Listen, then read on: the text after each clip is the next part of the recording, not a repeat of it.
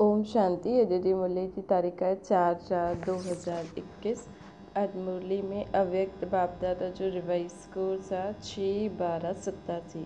अॼु मुरली जो टॉपिक आहे सिद्धि जो आधार आहे श्रेष्ठ वृद्धि। अॼु बाप दादा पंहिंजे चारों ओर जी होली हंसनि जी सभा खे ॾिसनि था। हर हिकु होली हंस पंहिंजी श्रेष्ठ स्थिति जे आसन ते विराजमान आहे। सभी आसनदारी होली हंसन जी सभा सारे कल्प में अलौकिक और न्यारी आहे। हर हिकु होली हंस पंहिंजी विशेषताउनि सां अति सुंदर सजल आहे।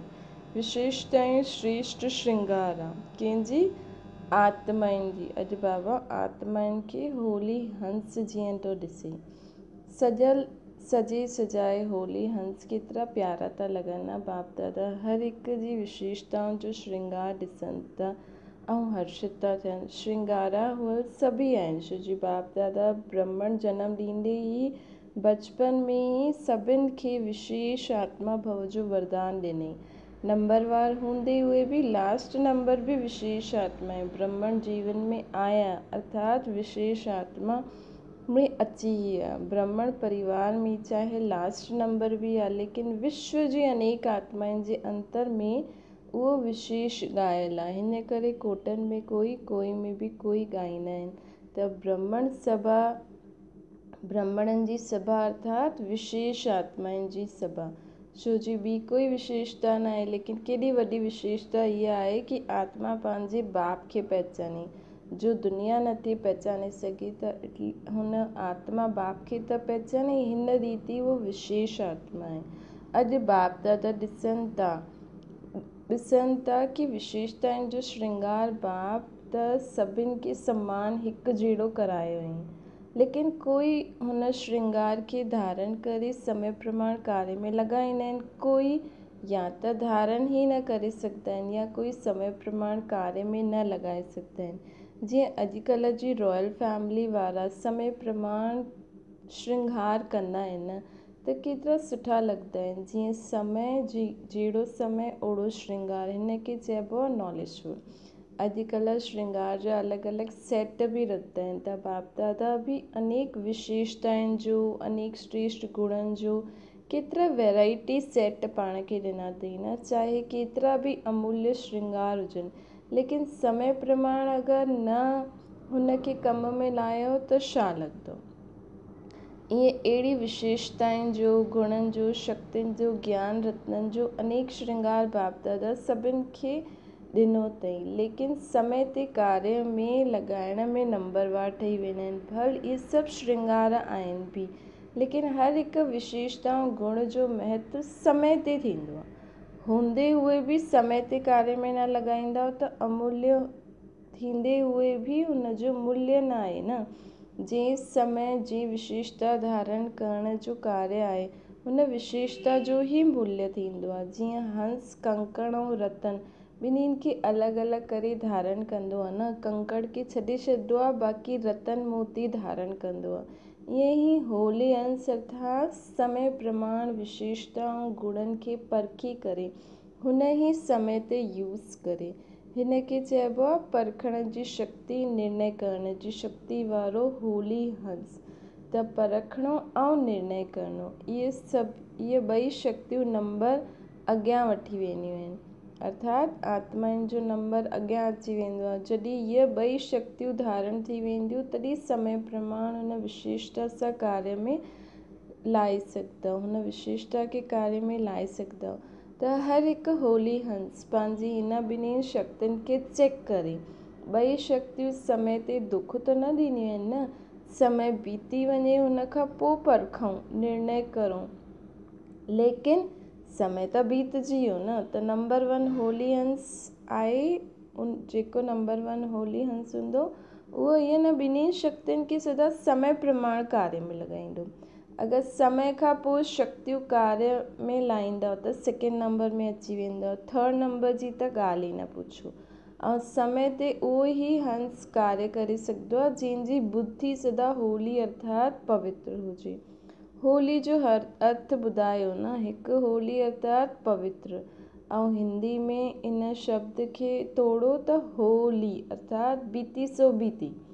त जंहिंजी बुद्धि होली अर्थात स्वच्छ आहे ऐं सदा ही जो सेकेंड जो परिस्थिति बीती उहा थी वई होली, हिन जो अभ्यास हूंदो। अहिड़ी बुद्धि वारा सदा होली अर्थात रूहानी रंग में रंगल उहो हूंदा, सदा ही बाप जे संग जे रंग में रंगल उहा हूंदा। त हिकु ही होली शब्द टे रूपनि सां यूज़ करे सघंदा आहियूं, जंहिंमें इहे टई ही अर्थ विशेषताएं आहिनि, जंहिंमें इहे टिन्हिनि जी ही विशेषता आहे अर्थात जंहिं हंसनि खे इहा विधि ईंदी आहे कि हर समय सिद्धि के जंहिं हंसनि खे इहा विधि ईंदी आहे होली ठाहिण जी, पवित्र ऐं बीती सो बीती बार ऐं बाप जे रंग में रंगण जी, उहा हर समय सिद्धि खे प्राप्त कंदो आहे।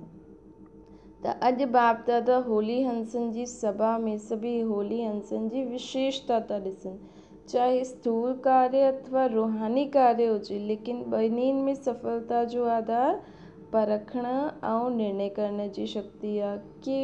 कंहिंजे बि संपर्क में अचो, जेसिताईं हुन जे भाव भावना खे परखी न सघंदव ऐं परखण खां पोइ यथार्थ निर्णय न करे पाईंदव त ॿिन्हिनि कार्य में सफल न थींदव न, चाहे व्यक्ति व परिस्थिति हुजे। छो जी व्यक्तियुनि जे संबंध में बि अचिणो आहे, परिस्थितियुनि खे बि पार करिणो आहे। त ॿिन्हिनि स्थितियुनि में ॿिन्हिनि जॻह पाण खे ॿ शक्तियूं कम में लाइणियूं पवंदियूं आहिनि सफलता जे लाइ। जंहिंजे जीवन में इहे ॿई ॻाल्हियूं ईंदियूं आहिनि त उहो सफल थी वेंदो आहे। बाबा चवंदा आहिनि त नंबर 1 होली हंस अर्थात ॿिन्हिनि विशेषताउनि में संपन्न, अर्थात ॿिन्हिनि ॻाल्हियुनि में इन विशेषताउनि सां पंहिंजे पाण खे सफल ठाहे सघनि, उहे ई संपन्न थींदा आहिनि।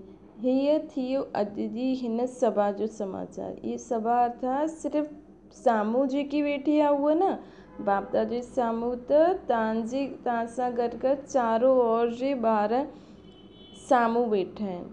बेहद जे परिवार जे विच में बाबा मिलण आयो आहे न, ऐं रूह रियान थो करे।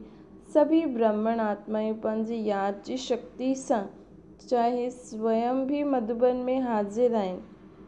बाबा चवंदा आहिनि पंहिंजी यादि जी शक्ति सां मधुबन में हाज़िर आहिनि। ऐं बाप दादा इहा बि विशेष ॻाल्हि ॾिसनि था कि हर हिकु ॿार जी विधि जी लाइन ऐं सिद्धि जी लाइन, इहे ॿई रेखायूं केतिरी स्पष्ट आहिनि। हाणे बाबा विधि जी ऐं सिद्धि जी लाइन था ॿुधाइनि। आदि खां अञा ताईं विधि कीअं रही ऐं विधि सां फलस्वरूप सिद्धि केतिरी प्राप्त कई अथव।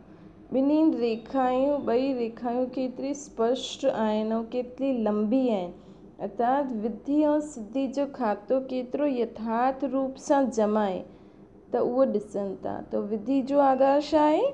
श्रेष्ठ वृत्ति। अगरि श्रेष्ठ वृत्ति आहे त यथार्थ विधि बि आहे, ऐं यथार्थ विधि आहे त सिद्धि श्रेष्ठ आहे। त विधि ऐं सिद्धि जो बीच छा थियो? पंहिंजी वृत्ति कहिड़ी हुजणी खपे? सदा भाई जी आत्मिक वृत्ति हुजणी खपे। इहा मुख्य ॻाल्हि आहे, लेकिन साथ साथ संपर्क में ईंदे हुए हर आत्मा जे प्रति कल्याण जी, स्नेह जी, सहयोग जी, निस्वार्थपन जी, निर्विकल्प वृत्ति, निर्व्यर्थ संकल्प वृत्ति हुजे। कई बार कहिड़ी बि आत्मा जे प्रति व्यर्थ संकल्प या विकल्प जी वृत्ति रहंदी आहे न, त हुन सां छा थींदो आहे? जेकी पंहिंजी वृत्ति हूंदी आहे त दृष्टि बि उहा ई थी वेंदी आहे कि हुन आत्मा जे कर्तव्य कर्मनि जी पोइ सृष्टि बि उहा ई ॾेखारे में ॾींदी आहे। छो जी पंहिंजी वृत्ति ई व्यर्थ आहे, विकारनि भरी आहे, त पंहिंजी दृष्टि बि ओड़ी हली वेंदी आहे। दृष्टि केती वेंदी आहे? हुन आत्मा जे कर्तव्य कर्मनि ते। त हिन सां छा थींदो आहे? पाण हुन व्यर्थ विकारनि जी वृत्ति सां हुनखे ॾिसूं था त हुन आत्मा जा कर्तव्य कर्म जी सृष्टि बि ओड़ी ई पाण खे ॾेखारे में ॾींदी आहे। कॾहिं कॾहिं ॿारनि खे ॿुधाईंदा बि आहियूं ऐं ॾिसंदा बि आहियूं। कॾहिं कॾहिं ॿारनि खे ॿुधाईंदा बि आहियूं ऐं ॾिसंदा बि आहियूं। वृत्ति जे कारण वर्णन बि कंदा आहिनि, चाहे उहो केतिरो बि सुठो कार्य करे। लेकिन अगरि ॾिसण वारे जी वृत्ति व्यर्थ आहे त उन सां छा थींदो, सदा ई हुन आत्मा जे प्रति वाणी बि ईअं ई निकिरंदी आहे कि इहो त आहे ईअं ई, आहे हीअं ऐं थींदो बि ईअं ई आहे। त इहा वृत्ति हुन जे कर्म रूपी सृष्टि, हुननि जेके बि ॾिसंदा आहिनि हुन जे साम्हूं वारे जी कर्म रूपी सृष्टि खे, त उनखे ओड़ो ई अनुभव थींदो, छो जो पंहिंजी वृत्ति ई ॾिसण जी अहिड़ी आहे त पाण खे साम्हूं वारो बि अहिड़ो ई ॾेखारे में ॾींदो आहे। त बाबा चए थो हाणे पंहिंजी वृत्ति खे बदिलो, वृत्ति खे बदिलंदा त तव्हांजी दृष्टि बि बदिलजंदी ऐं साम्हूं वारो छा थो करे, कीअं थो करे, हुनजो यथार्थ भाव छा आहे, त उहो बि पाण खे सही नज़र ईंदो आहे। अगरि उहो साम्हूं वारो ग़लति बि करे थो त पंहिंजी सुठी वृत्ति ऐं दृष्टि सां उहो सुधरी बि सघंदो आहे। जीअं तव्हां माण्हू हिन दुनिया में अखियुनि जी नज़र जे लाइ चश्मो जो दृष्टांत ॾींदा आहियो न, भई जंहिं रंग जो चश्मो पायूं ओड़ो ई ॾेखारे में ॾींदो, ईअं ई इहा वृत्ति थींदी आहे। त वृत्ति दृष्टि खे बदिलंदी आहे ऐं दृष्टि सां सृष्टि बदिलजंदी आहे। अगरि वृत्ति जो बीज सदा श्रेष्ठ हुजे त विधि ऐं सिद्धि सफलतापूर्वक थींदी। त पहिरों वृत्ति जे फाउंडेशन खे चेक करो, हुनखे श्रेष्ठ वृत्ति चइबो आहे। अगरि कहिड़ी बि संबंध संपर्क में श्रेष्ठ वृत्ति जी बजाय मिक्स आहे त भल केतिरी बि विधि अपनायो लेकिन सिद्धि न थी सघंदी, छो जो बीज आहे ई वृत्ति। अर्थात अगरि पंहिंजी वृत्ति सभिनि जे लाइ सुठी हूंदी त पाण अगरि साम्हूं वारे खे कुझु बि सम्झाइण जी कोशिशि कंदासीं त उहो जल्दी सुठी तरह सम्झी वेंदो। त पंहिंजी वृत्ति खे बदिलो त तव्हांखे जीवन में सफलता मिलंदी। बाबा चवनि था ॾिसो, छो बीज आहे, छो जो बीज आहे वृत्ति ऐं वृक्ष आहे विधि ऐं हुन सां फल छा निकिरंदो, सिद्धि जो। पंहिंजी सोच सुठी हूंदी त हुन सुठी सोच सां पाण जेको कार्य कंदासीं त उहो वृक्ष थी वियो ऐं उहो कार्य कंदे कंदे पाण खे सफलता मिली वेंदी त उहो पंहिंजो फल थी वियो। अगरि बीज ई कमज़ोर आहे त वृक्ष चाहे केतिरो बि विस्तार वारो हुजे लेकिन सिद्धि रूप फल त मिलंदो ई न। अगरि तव्हांजी सोच ईअं अथव त तव्हां चाहे केतिरो बि हुनखे सम्झाइण जी कोशिशि करो या केतिरो बि कोई कमु करो लेकिन फल त तव्हांखे मिलंदो ई न। हिन करे वृत्ति ऐं विधि जे मथां बाप दादा ॿारनि जे प्रति हिकु विशेष रूह रियान करनि पिया। स्व उन्नति जे प्रति ऐं सेवा जी सफलता जे प्रति हिकु रमणीक स्लोगन रूह रियान में चईंदा आहियो न। तव्हां सभी इहे स्लोगन हिक ॿिए खे बि चईंदा आहियो।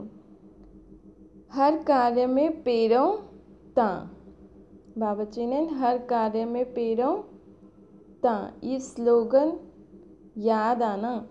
हिकु आहे पहिरों तव्हां, ॿियो आहे पहिरों मां।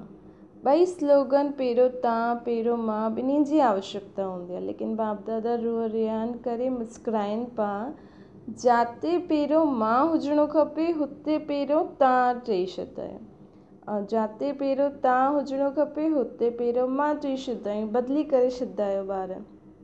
जॾहिं कोई स्व परिवर्तन जी ॻाल्हि हूंदी आहे त पहिरों छा चइणो खपे, बाबा चईंदा आहिनि जॾहिं स्व परिवर्तन जी ॻाल्हि हूंदी आहे त चईंदा आहिनि कि पहिरों साम्हूं वारो बदिले पोइ मां बदिलां। त पहिरों तव्हां थी वियो न, लेकिन हिन में छा करणो खपे, पहिरों मां परिवर्तन थियां पोइ जग परिवर्तन थींदो। ऐं जॾहिं कोई सेवा जो या कोई अहिड़ी परिस्थिति जो सामनो करणो आहे त कोशिशि कंदा आहिनि पहिरों मां बि त सभु कुझु आहियां न, मूंखे बि कुझु बि मिलणो खपे। ॿार हीअं चईंदा आहिनि त जिते पहिरों तव्हां हुजणो खपे हुते मां चई छॾंदा आहिनि। सदा सुमान में स्थित हुजे, बाबा चईंदा आहिनि सदा सुमान में स्थित हुजे, ॿिए खे सम्मान ॾियणु अर्थात पहिरों तव्हां। त जॾहिं स्व परिवर्तन करिणो आहे त पहिरों मां ऐं कोई बि सेवा जो चांस हुजे त पहिरों ॿियनि खे ऑफर करिणो खपे कि पहिरों तव्हां अचो, तव्हां करो। त इहा पाण खे करिणो खपे। लेकिन बाबा चवनि था ॿार ॿिन्हिनि ॻाल्हियुनि में उल्टो चई छॾंदा आहिनि। स्व परिवर्तन में चईंदा आहिनि पहिरियों तव्हां परिवर्तन थियो, ऐं सेवा या कोई अहिड़ी ॻाल्हि थींदी आहे त पहिरियों चईंदा आहिनि पहिरियों मां करां। त बाबा चईंदा आहिनि कि ॿियनि खे सम्मान ॾियणो आहे, सदा सम्मान में स्थित रही करे ॿियनि खे सम्मान ॾेई करे पहिरियों चओ पहिरियों तव्हां करो, हीअ सेवा पहिरियों तव्हां अॻियां बढ़ो, पोइ असां बि करूं था। सिर्फ़ु मुख सां चओ पहिरियों तव्हां ऐं कर्म में अंतर हुजे इहो बि न। सुमान में स्थित थी करे सुमान ॾियणो आहे, सुमान ॾियण ई सुमान में स्थित थियणो आहे। हुनजी निशानी छा हूंदी? हुन में 2 ॻाल्हियूं सिधा चेक करो। हाणे बाबा हिन खां ॿियो अॻियां था ॿुधाए, अगरि पाण सचे सुमान सां, सुठी रीति सां, सचे मन सां ॿियनि खे चईंदासीं कि न पहिरियों तव्हां अॻियां वधो, तव्हां अॻियां वधो, त हिन जो निशानी छा थींदी? हिकु थींदो आहे अभिमान जी वृत्ति, ॿी हूंदी आहे अपमान जी वृत्ति। त जो सुमान में स्थित हूंदा आहिनि ऐं ॿियनि खे सुमान ॾेई करे दाता ठहींदा आहिनि, अॻियां वधाईंदा आहिनि, हुननि में इहे ॿई वृत्ति न हूंदी, न अभिमान हूंदो न अपमान हूंदो। अगरि वो सचे मन सां, सचे दिलि सां उनखे ॿियनि खे हर सेवा में अॻियां वधाइनि था त उन्हनि में न अपमान जी फीलिंग हूंदी न अभिमान हूंदो। इहे त कंदा ई आहिनि, इहे त आहिनि ई अहिड़ा, त इहे बि रॉयल रूप जो हुन आत्मा जो अपमान आहे। सुमान में स्थित थी करे सुमान ॾियणु, हिन खे चइबो आहे पहिरियों तव्हां। सम्झो त जो बि स्व उन्नति जी ॻाल्हियूं आहिनि हुन में सदा पहिरियों मां जो स्लोगन यादि हुजे त रिज़ल्ट छा थींदी? मां, पहिरियों मां अर्थात जो ओटिसो अर्जुन। अर्जुन केरु हूंदो आहे? जो विशेष आत्मा हुजे, न्यारी आत्मा हुजे, अलौकिक आत्मा हुजे, अलौकिक विशेष आत्मा हुजे। जीअं ब्रह्मा बाबा सदा पहिरियों मां जो स्लोगन में, मां जे स्लोगन सां ओटिसो अर्जुन ठही वियो, अर्थात नंबर 1 ठही वियो। नंबर 1 जो बि ॿुधायो, नंबर 1 डिवीज़न, हूअं ई नंबर 1 त हिकु ई थींदो आहे। त स्लोगन आहे, ॿई ज़रूरी आहिनि, लेकिन ॿुधायो न नंबर बि कीअं आधार ते ठहींदा आहिनि। जो समय प्रमाण कोई बि विशेषता के कार्य में न लॻाईंदा आहिनि त नंबर अॻियां पुठियां थी वेंदो आहे। समय ते जो कार्य में लॻाईंदा आहिनि उहो विन थी वेंदा आहिनि। नंबर 1 त हिकु ई ईंदो, लेकिन अगरि पाण समय प्रमाण हर विशेषता के कार्य में लॻायो त पाण फर्स्ट डिवीज़न में अची वेंदासीं। त बाबा चई जेको समय ते विशेषताउनि खे कार्य में लॻाईंदा आहिनि उहो विन थी वेंदा आहिनि, अर्थात 1 डिवीज़न में अची वेंदा आहिनि। त इहे चेक करो, छो जी हिन वर्ष स्व चेकिंग जी ॻाल्हियूं ॿुधायूं था, भिन्न भिन्न ॻाल्हियूं ॿुधायूं आहिनि न, त अॼु हिन ॻाल्हियुनि जो चेक कजो। आप जे बजाए मैं जे बजाए आप त न चईंदा आहियो न, हिन खे चइबो आहे यथार्थ विधि। जिते यथार्थ विधि हा उते सिद्धि त आई ई सही। ऐं हिन वृत्ति जी विधि ॿुधाई, 2 ॻाल्हियुनि जी चेकिंग करणी आहे। बाबा चई पहिरियों बाबा ॻाल्हि शुरू कई वृत्ति, विधि ऐं सिद्धि। पोइ बाबा एक्सप्लेन कई कि विधि छा हुजणी खपे। वृत्ति खां पोइ जेकी विधि ईंदी आहे हुन में स्व परिवर्तन में पहिरियों मां ऐं सेवा जो ऑफर पहिरियों ॿियनि खे ॾियणो खपे।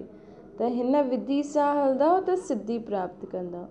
हिन वृत्ति जी विधि ॿुधाई, 2 ॻाल्हियुनि जी चेक करिणो आहे, विधि ठीकु आहे या न आहे, हुनजी चेकिंग छा ॿुधाई बाबा? अगरि असांजी विधि ठीकु आहे त कहिड़ी बि ॻाल्हि थी वेंदी त पाण खे न अभिमान ईंदो न अपमान जी फीलिंग थींदी। त जिते इहा ॿिन्हिनि जी अप्राप्ति आहे उते सुमान जी प्राप्ति आहे। तव्हां चओ न चओ, सोचो न सोचो, लेकिन व्यक्ति प्रकृति ॿई तव्हांखे स्वतः ई छा ॾींदा? सुमान ॾींदा। संकल्प मात्र बि सुमान जी प्राप्ति जी इच्छा सां सुमान न मिलंदो आहे। निर्माण ठहिण अर्थात पहिरियों तव्हां चइणो आहे। निर्माण स्थिति स्वतः ही स्वमान ॾियारदी आहे न। स्वमान जी परिस्थितियुनि में पहिरों तव्हां चइणो आहे, अर्थात बाप समान ठहिणो आहे। जीअं ब्रह्मा बाप बि सदा ई स्वमान ॾियण में पहिरों जगदम्बा पहिरों चई न, पहिरों सरस्वती मां, पुठियां ब्रह्मा बाप रखियईं। ब्रह्मा माता हूंदे हुए बि स्वमान ॾियण जे अर्थ जगदम्बा मां खे अॻियां रखियईं। हर कार्य में ॿारनि खे अॻियां रखियईं। ऐं पुरुषार्थ जी स्थिति में सदा छा चई, पहिरों मां इंजन जे रूप में ॾिठईं न पंहिंजे पाण खे। मां इंजन अॻियां हूंदो आहे त सदा इहे साकार जीवन में ॾिठो कि जो मां कंदमि मूंखे ॾिसी सभु कंदा। अर्थात बाबा जेको बि ॻाल्हियूं पिया चवनि, जो बि पुरुषार्थ पिया करनि, जो बि रुकावट पई अचनि, हुन में पहिरों मां सभु कुझु करे मां सभु कुझु अनुभव करे ॿारनि खे ॿुधायां। ऐं सेवा में सभु ॿारनि खे अॻियां रखियईं। त विधि में, स्व उन्नति में ऐं तीव्र पुरुषार्थ जी लाइन में सदा मां हुजणो खपे कि मां सभिनि खे हर ॻाल्हि बाबा जी पुरुषार्थ करे सभिनि खे ॿुधायां कि कीअं करिणो खपे। मां स्व उन्नति करे सभिनि खे ॿुधायां कीअं करिणो खपे। मां तीव्र पुरुषार्थी करे सभिनि खे ॿुधायां कीअं करो। त अॼु विधि ऐं सिद्धि जी रेखायूं चेक पिया करनि, सम्झो। त बदिली न कजो, हाणे जीअं बाबा चई उअं ई करो। ये बदिली करणु माना भाग्य खे बदिली करणु।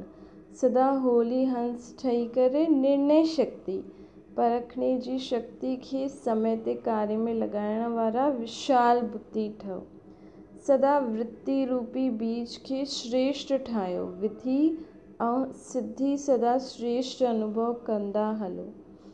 पहिरों बि ॿुधायो न कि बाप दादा जो ॿारनि जे प्रति ॾाढो स्नेह आहे। त स्नेह जी निशानी छा हूंदी आहे?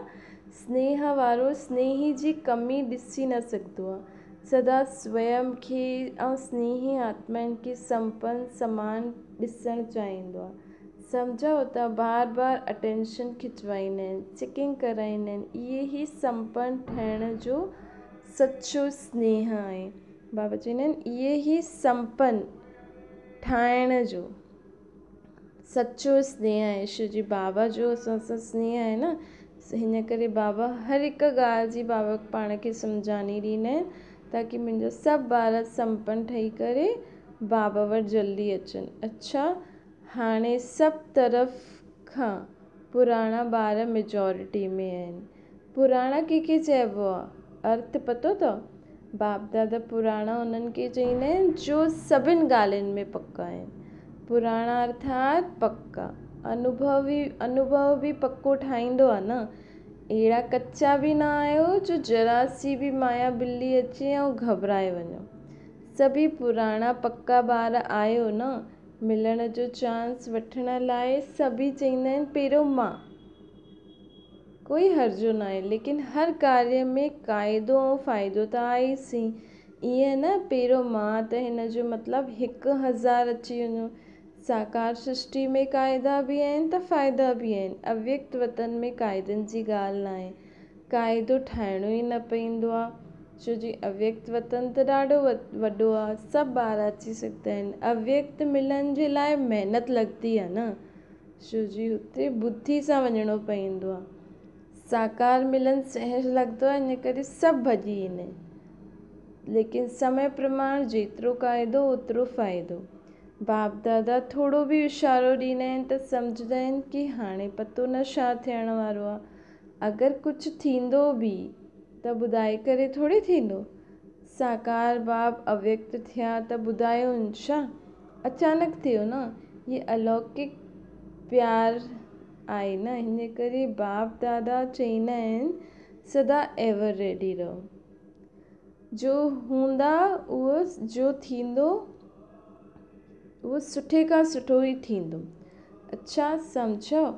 सर्व होली हंसनि खे, सर्व विशाल बुद्धि वारनि ॿारनि खे, श्रेष्ठ स्वच्छ बुद्धि धारण करण वारे बुद्धिवान ॿारनि खे, सर्व शक्तियुनि खे सर्व विशेषताउनि खे समय प्रमाण कार्य में लाइण वारा ज्ञानी टू आत्मा योगी टू आत्मा ॿारनि खे सदा बाप समान संपन्न ठहिण जे उमंग उत्साह में रहण वारे संपन्न ॿार खे बाप दादा जो यादि प्यार ऐं नमस्ते।